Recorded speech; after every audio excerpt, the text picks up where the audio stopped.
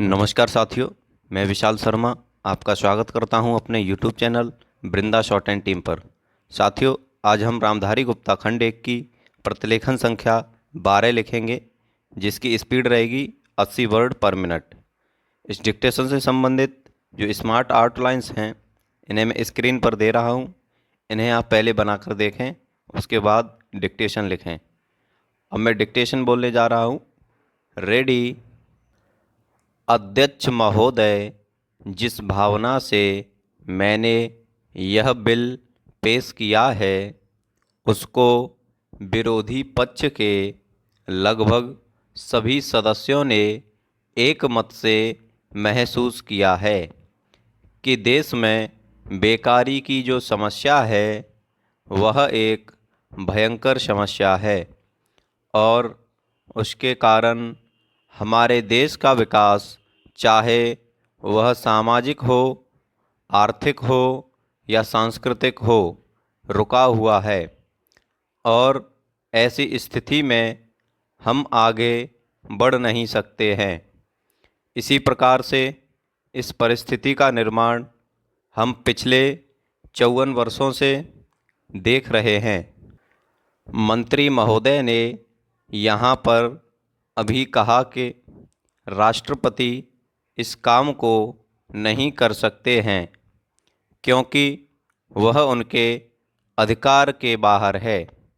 आप राज्यों में राज्यपाल शासन स्थापित करते हैं जब यह देखते हैं कि किसी राज्य में वहाँ की व्यवस्था, वहाँ का विकास ठीक नहीं हो रहा है। जब किसी राज्य में गड़बड़ी फैल रही हो, विकास का काम समाप्त हो गया हो और जिम्मेदारी से लोग काम न करते हों, तो वहाँ पर राज्यपाल शासन स्थापित किया जाता है। ऐसे बहुत से उदाहरण हमारे देश में मौजूद हैं।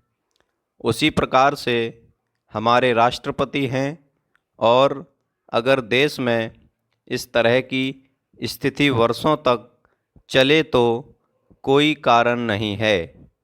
आपात के रूप में राष्ट्रपति इस देश की सुरक्षा के लिए, इस देश की उन्नति के लिए जिम्मेदारी अपने हाथ में न ले सकें। हमारे भाइयों ने बहुत से उदाहरण दिए हैं कि राज्यों में संयुक्त सरकारें नहीं चलीं, लेकिन उसके पीछे राजनीतिक हथकंडे थे। अगर कोई राजनीतिक पार्टी जिम्मेदारी से काम नहीं करती तो विधान में यह स्पष्ट है कि राष्ट्रपति शासन अपने हाथ में लें।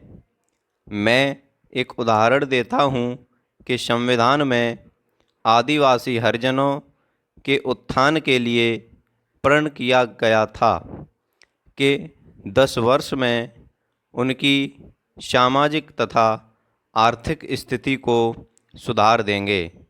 Paragraph change. लेकिन यह सरकार उसमें भी असफल रही है। उसको एक बार 10 वर्ष के लिए बढ़ाया गया और दोबारा फिर 10 वर्ष के लिए बढ़ाया गया। इसी तरह से उसको बढ़ाते जा रहे हैं, लेकिन उसकी आर्थिक और सामाजिक उन्नति आप नहीं कर पाए हैं। इस काम में सरकार बिल्कुल असफल हुई है। पिछली बार सरकार पर अविश्वास का प्रस्ताव भी आया था और वह पास होने वाला था। इसलिए मेरा कहना है कि हमारे देश में यह जो बेकारी की समस्या है वह एक बहुत ही भयंकर समस्या है। Full stop.